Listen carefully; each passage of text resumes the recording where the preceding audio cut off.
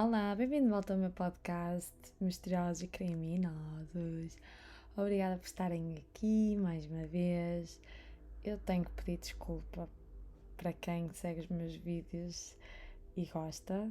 Eu sei que tenho falhado bastante, mas é muito difícil para mim fazer vídeos. Por isso eu decidi fazer este aqui só de áudio, porque eu tenho começado muitos casos, mas tenho parado e recomeçado outro, porque eu tenho escolhido casos muito grandes e é difícil para mim.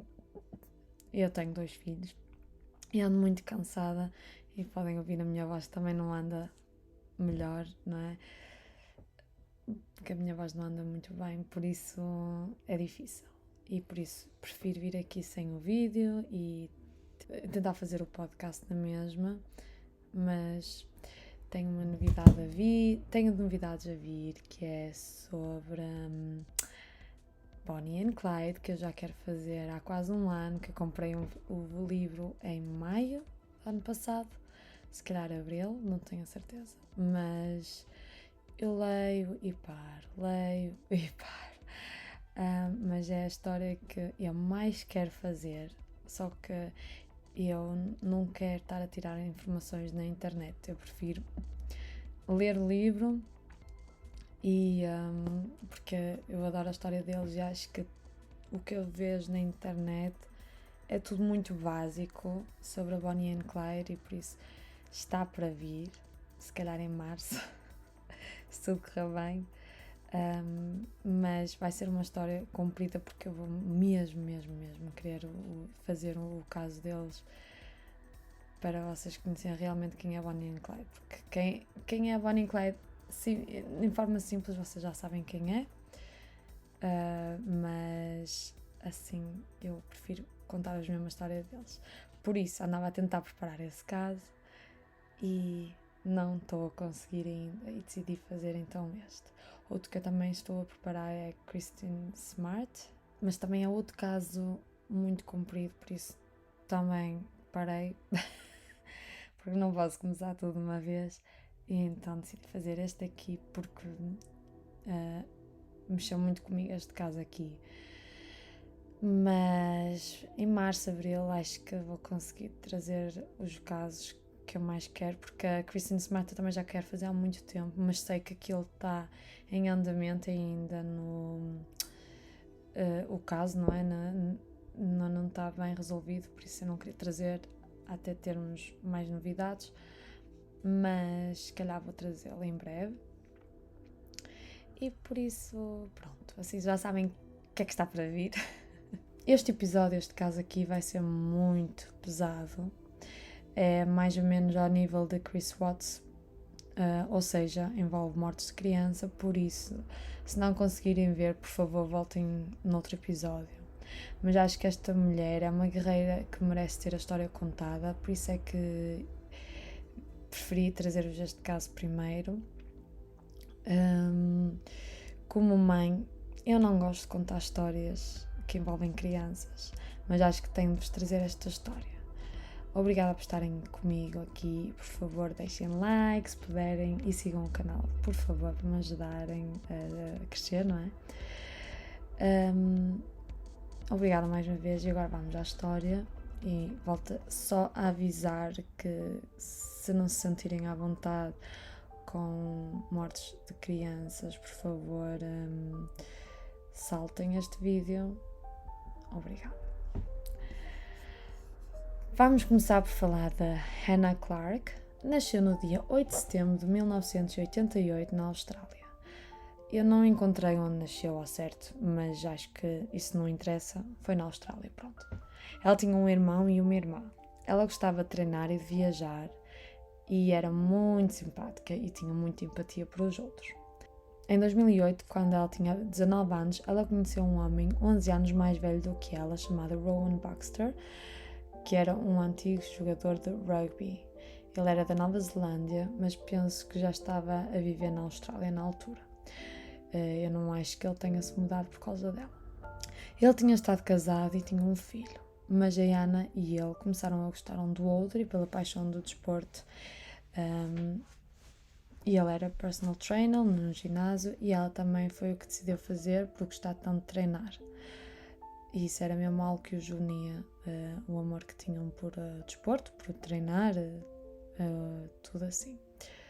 Em 2012 eles casaram e, entretanto, também ela teve a primeira filha, a Lia.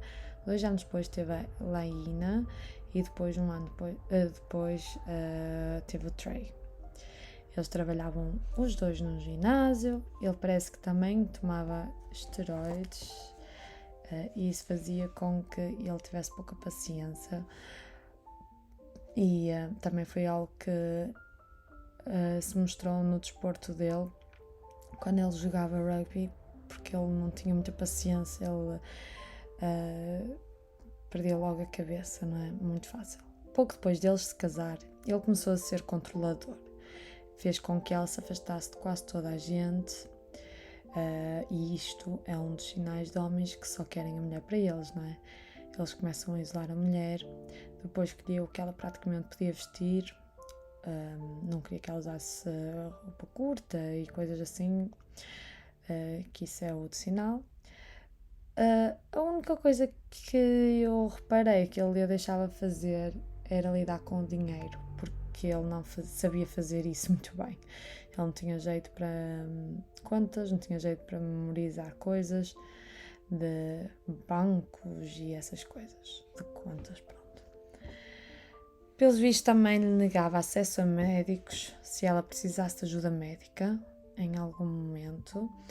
Isto são coisas que a família dela veio contar, por isso não há nada propriamente detalhado o que é que eles estão-se a referir. Entretanto, também começou o controle sobre o telefone dela. E quase certo que ela tinha um GPS no carro ou alguma coisa no telemóvel para localizar, porque ele de nada aparecia onde ela estava. Também a tratava super mal, dizia que ela era gorda, que não estava bem e etc. Para ele, ela nunca estava bem, tinha sempre alguma coisa que não agradava. Mas o pior era quando ela se arranjava para ir a algum lado e ele ainda a metia abaixo, dizia que ela estava horrível. Tipo, para ele nada estava bem, a bem dizer. Ele também era viciado em sexo, por isso obrigava a fazer sexo todos os dias. Ela era obrigada. Tipo, se ela recusasse a fazer sexo com ele, no dia seguinte ele ficava insuportável. E vingava-se, tipo, no mau humor que ficava, não é? Tipo, ficava a falar mal para os filhos e para ela. Eles abriram um ginásio e crossfit juntos, que foram os pais dela que ajudaram financeiramente, porque eles não tinham dinheiro para isso. E parece que até teve bastante sucesso, mas no ginásio os clientes abandonavam o Rowan porque ele também não era o mais simpático para eles, enquanto a Yana era super simpática e todos gostavam mais dela. Eu penso que para ele isso também era um tipo de competição e isso não lhe agradava nada.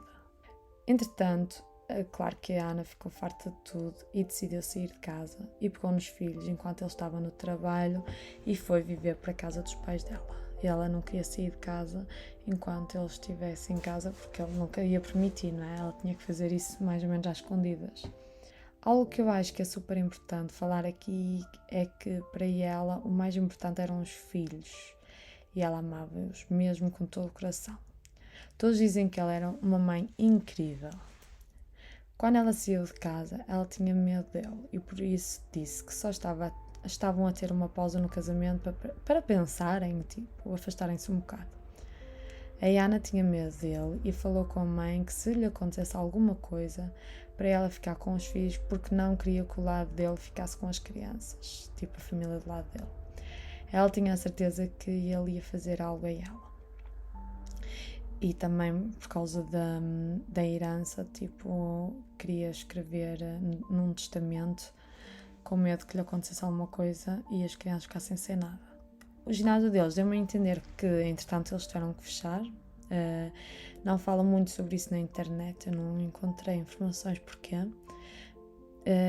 Então, ela começou a treinar num ginásio novo, tipo CrossFit também, para ver se se livrava do Rowan, mas no dia seguinte ele apareceu lá a pedir emprego. Eles não lhe deram um emprego, mas pronto, assim já se notou outra vez que ele andava mais ou menos a persegui-la. Eles davam-se bem com um pastor na igreja e o Rowan um dia contou-lhe o que se passava. Ele tinha problemas de fúria e que não se conseguia controlar, mas sabia que tinha de mudar. O pastor falou com a Hannah e ela disse que ele não a tratava mal fisicamente, mas que havia outras coisas que aconteciam. Isto aconteceu em dezembro de 2019. Ele continuava a estar com as crianças, mas no dia 26 de dezembro de 2019 ela andava assim na rua, pelos vistos que me deu a entender, ela andava na estrada com os meninos a passear e ele pegou na filha do meio, a Laina, e fugiu durante 3 dias, tipo, desapareceu. Há imagens dela a falar com a polícia, a dar a filha como desaparecida e tudo. A polícia encontrou-os no dia 29 e a menina foi levada para a mãe e a Hannah abriu na polícia uma ordem de proteção contra ele. Eu não sei se é assim que se diz, mas é basicamente ele não pode se aproximar para os proteger, pronto. Mas também deu-me a entender que eles chegaram a um acordo e ele podia ver os miúdos. É um bocado confuso porque tem esta informação também sem detalhes, tipo na internet não encontrei muito em entrevistas com os pais e tudo, não percebi muito bem. E ele falava na mesma com os filhos por videochamada também. E foi o que ele fez no dia 18 de fevereiro de 2020.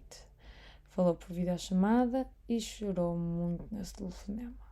Os filhos também estavam confusos com o que se passava, mas tipo, ok, estavam naquela, ok, não sei o que é que se passa, mas... este caso está a fazer agora 3 anos e isto foi tipo também um sinal porque é que eu quis fazer este caso. Parece que foi destino a ter que fazer este caso aqui por ser mesmo na data em que eu estou a gravar praticamente. Infelizmente no dia 19 de fevereiro de 2020, ou seja, no dia seguinte, a Hannah saiu de casa dos pais dela com as crianças. Meteu-os nos carros para ir levar à escola e quando ligou o carro, o Rowan entrou no carro no banco de passageiros e com uma faca apontada a ela disse para ela começar a conduzir. Ele tinha entrado com um bidão de petróleo. Começou a virar o petróleo por todo lado. A Hannah, cheia de medo, abaixo, na estrada embaixo, tipo da rua dos pais dela, viu um homem que estava a lavar o carro e começou a gritar para o homem, chamar a polícia, que ele estava a tentar matá-los. E ela parou o carro, não é? Quando o homem aproximou-se, não conseguia ver as crianças, apenas via que o Rowan estava a segurar a Hannah com os braços à volta do pescoço dela, como se fosse um abraço, para ela não poder sair. E ela estava a gritar. Quando de repente o homem vê Rowan com um isqueiro, infelizmente acendeu o carro. E podem imaginar o que aconteceu. Entretanto, a Hannah saiu do carro e começou a gritar: os meus bebés estão lá dentro, porque é que eu não fiquei lá dentro com eles? O Rowan também saiu do carro. A Hannah estava a arder por todo lado.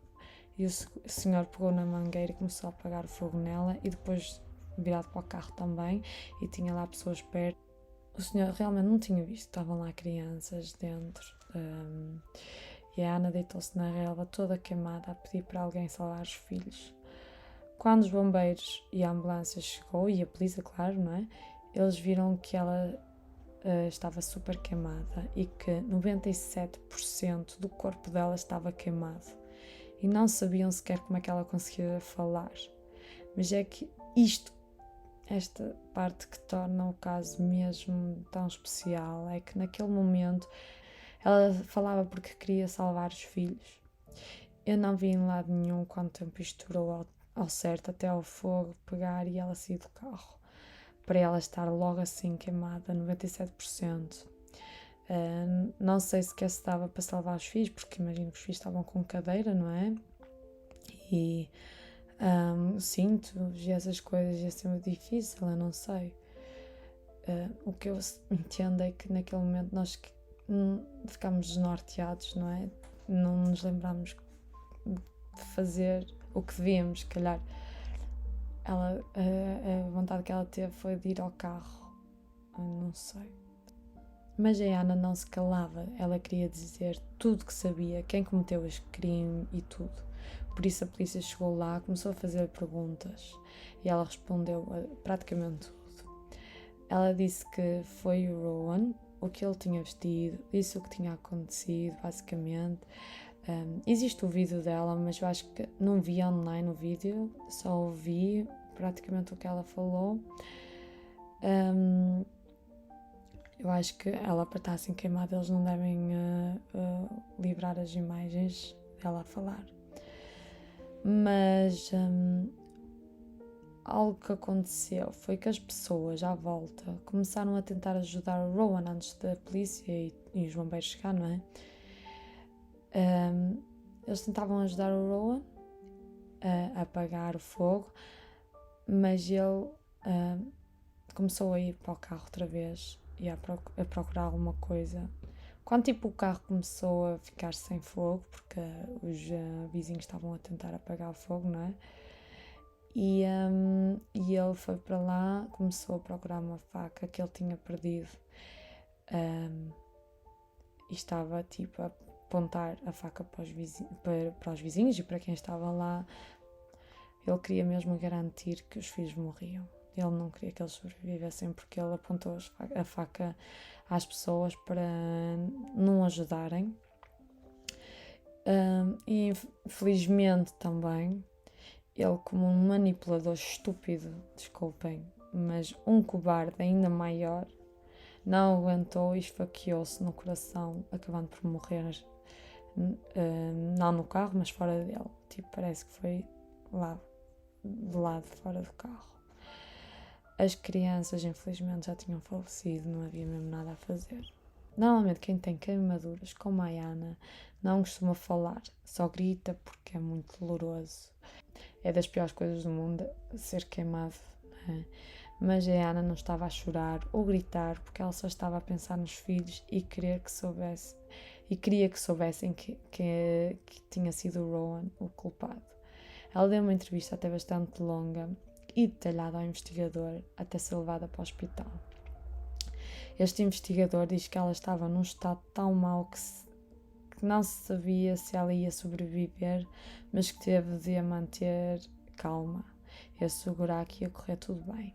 Ela foi medicada e transportada para o hospital, como já falei, mas infelizmente à noite ela morreu. O que é que eu posso dizer deste caso? 5 pessoas morreram por causa de um homem que não sabia lidar com o facto de a mulher o ter deixado. Mais um homem obcecado por a vida perfeita que supostamente achava que tinha, não é? Que queria que todos pelo menos pensassem isso.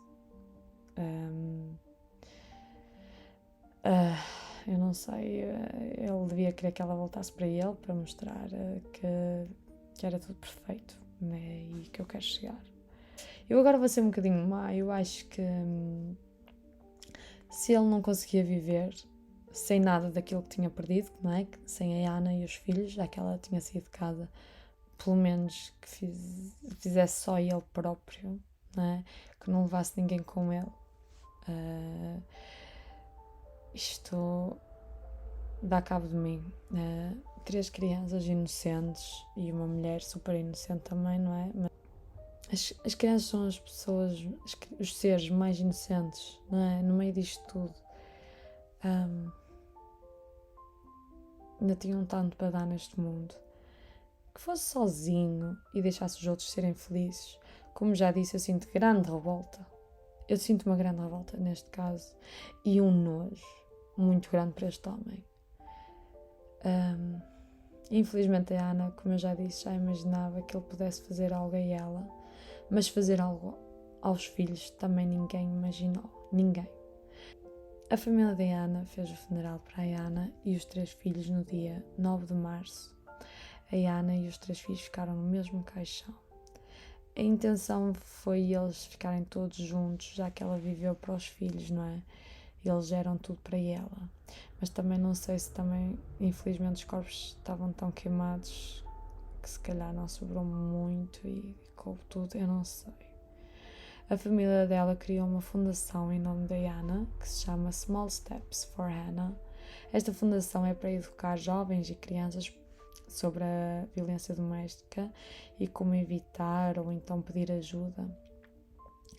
Isto faz todo o sentido, porque a Hannah acho que não percebeu bem que sofria de violência doméstica porque ela nunca assumiu, não é? Ele uma vez também atacou, mais ou menos, tipo, mas nunca lhe bateu, então ela achava sempre que não era violência doméstica só porque ele não batia. Mas nós praticamente agora hoje em dia temos mais informações, não é? E sabemos que violência doméstica não é só quando somos agredidas fisicamente, não é? Psicologicamente também é violência doméstica. Outra coisa que ela também descobriu antes, não é? É que ela tinha falado com uma polícia sobre ele querer fazer sexo todos os dias com ela e ela, essa polícia, não é? Disse a ela que isso era uma forma de abuso sexual também. Por isso é algo que podemos aprender deste caso, porque muita gente não sabe isso e pensam, é o meu companheiro, mas não. Quando somos obrigados a fazer alguma coisa contra a nossa vontade, é abuso, seja do que for. O problema da violência psicológica também é que é grave igual à física, mas é mais difícil ser reconhecida e de provar, então muita gente não sabe. Por isso esta fundação eu acho muito boa e tem que chegar a muitos países porque muita gente não sabe mesmo. Este caso chocou na Austrália e pôs todos a falar sobre a violência doméstica, mas também em como a Ana foi super forte ao responder a tantas perguntas ao investigador por só se preocupar com as crianças, não pensar na dor nem nada. O próprio investigador disse que ela foi incrível. Ela foi nomeada uma das mulheres do ano de 2020 na revista Marie Claire por ser tão forte, por ser uma mulher que mostrou o que é ser forte, né? E pôs toda a gente a falar sobre a violência doméstica para muita gente saber. A Hannah até que fez o que estava certo, não é? Ela achou que estava certo, ela separou-se dele, fez queixa contra ele e tudo, mas infelizmente não conseguiu sair desse buraco. Ela fez tudo certo e eu vi uma especialista a falar que acha que as autoridades não podiam ter evitado isto, mas eu acho que podiam, no momento em que ele praticamente raptou a filha, mesmo que isso não é considerado mesmo rapto, não é? Por ser o pai.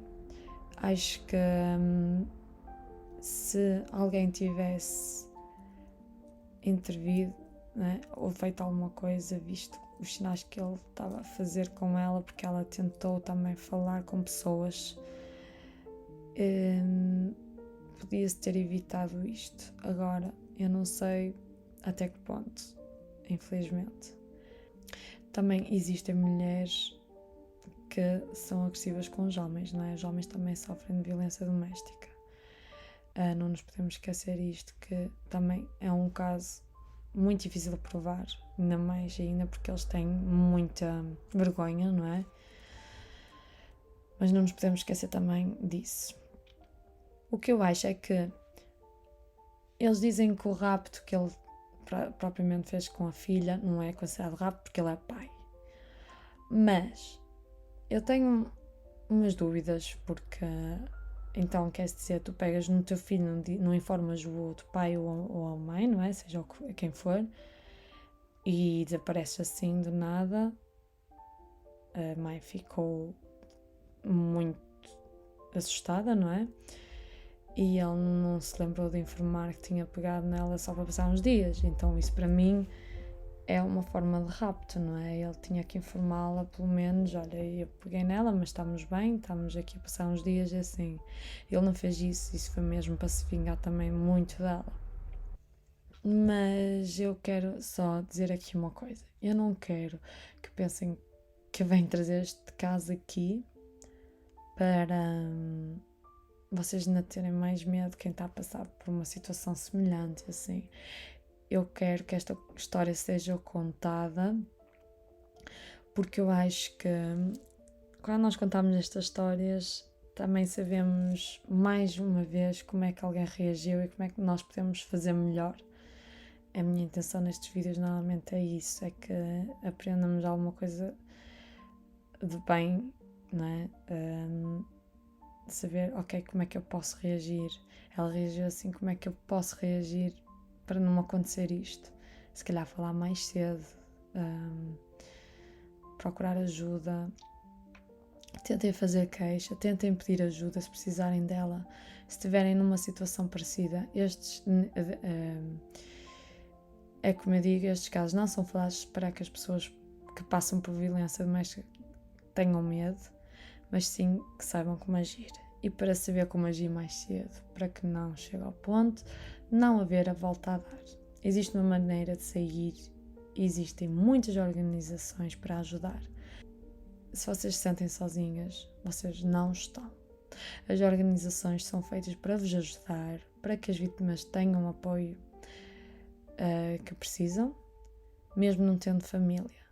Protejam-se. Infelizmente existe demasiado mortes de mulheres por violência doméstica todos os dias.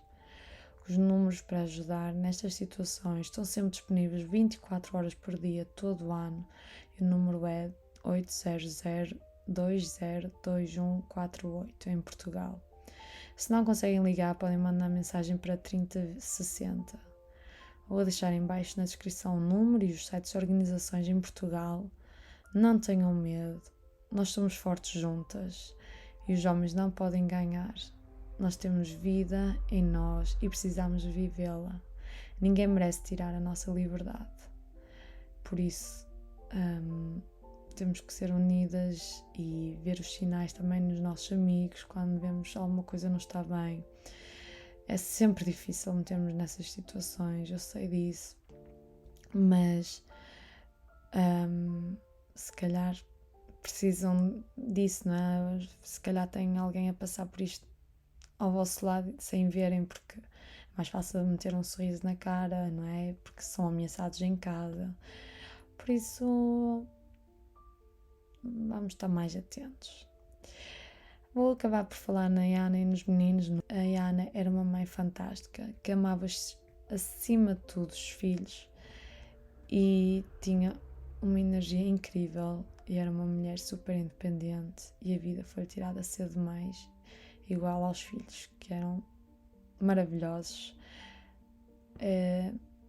Era tudo que a Ana sempre queria ter na vida, foi sempre querer ter filhos fortes e cheios de vida. E o menino de apenas 3 anos, como era o único menino, também era o menino da mamá, como acontece com muitos rapazes, claro. Mas as meninas também eram maravilhosas, eram super fortes e inteligentes. Pronto, eu espero que este mundo se torne melhor e que isto comece cada vez a acontecer menos.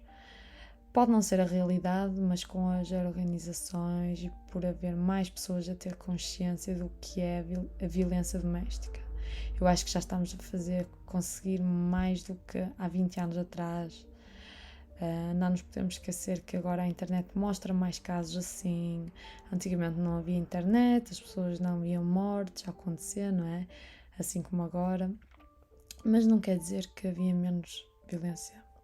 Eu acho que o mais importante é falar sobre isso e mostrar que há uma saída, como eu já disse, porque ela existe mesmo e há muitas mulheres que conseguem sair disso. Infelizmente também há muitos animais por aí obcecados, mas nós somos fortes, as mulheres são muito fortes e mesmo aqueles que perseguem as mulheres para aqui e para acolá acreditem que um dia eles não conseguem mais encontrar, e eu acredito que cada vez que a justiça está a melhorar um bocadinho, não é? Eu acho que estamos um passo cada vez mais à frente. Se calhar estou a ser optimista demais, mas tem que ser nestes casos, não é?